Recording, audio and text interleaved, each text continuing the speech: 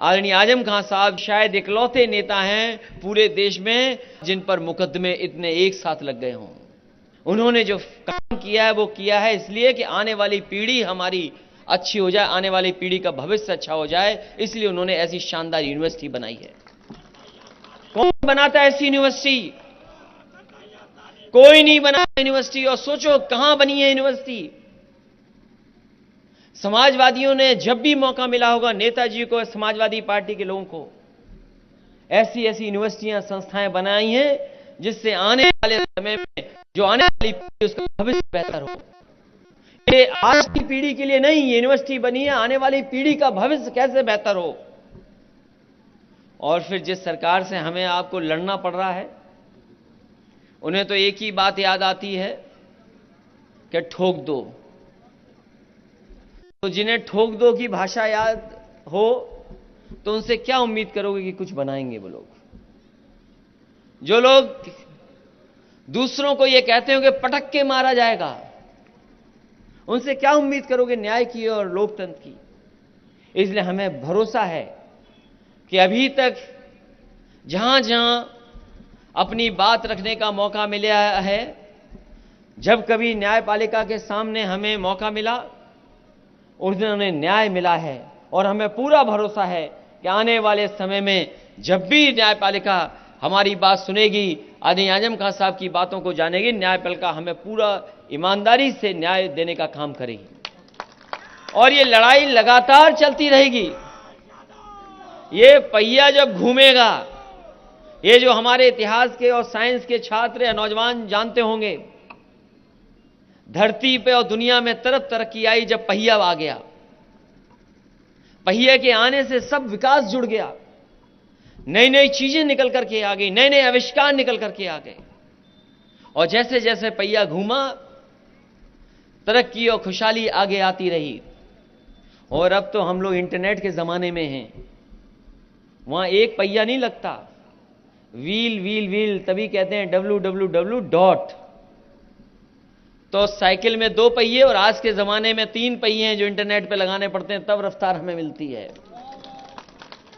तो याद रखना, अब तो दिन भी नहीं बचे सरकार पर। अब सरकार पे कितने दिन बचे हैं गिनो कभी। अब दिन नहीं बचे सरकार के।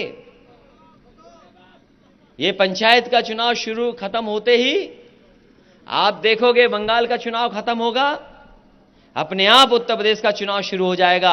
वो तो कल शुरू होगा, लेकिन समाजवादी पार्टी आज ही अपनी साइकिल चला करके आने वाले समय में 2022 में सरकार बने, उसका प्रचार आज से ही शुरू कर रहे हैं।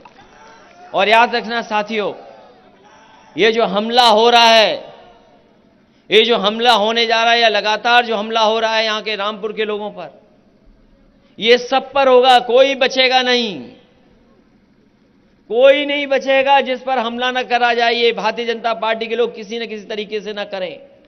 क्या आपने बंगाल में नहीं देखा क्या हो रहा है? बंगाल में कौन सी संस्था नहीं है जो पीछे न पड़ गई हो, कौन सी धाराएं न लग रही हो, कौन सी परेशानी न पैदा की गई हो। और देखा आपने क्या हुआ, उनके पैर में चोट लग गई।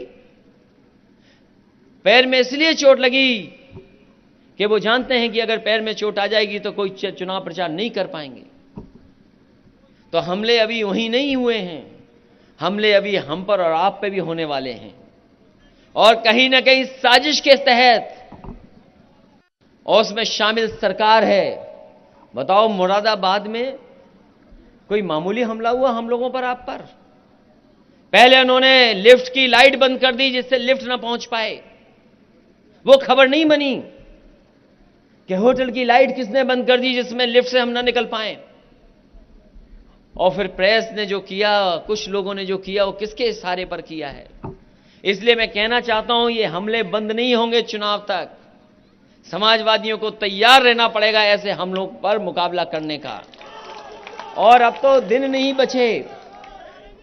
हम लोग साइकिल चला रहे हैं और सुनने में आ रहा है कि सरकार के दबाव में प्रशासन के लोग मुकदमा दर्ज करने की तैयारी कर रहे हैं। हम और आप लोग साइकिल चला रहे हैं, प्रशासन मुकदमे की तैयारी कर रहा है।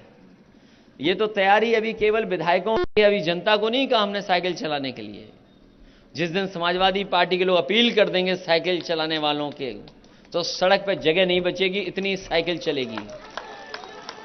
और पता नहीं सरकार वाले भी क्यों चाहते हैं कि हम और आप साइकिल ही चलाएं। ये सरकार वाले भी चाहते हैं, ये सरकार वाले भी चाहते हैं कि हम और आप साइकिल चलाएं।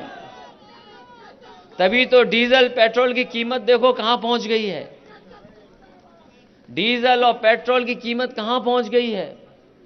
तो सरकार खुद इशारा कर रही है कि आप लोग साइकिल चलाओ।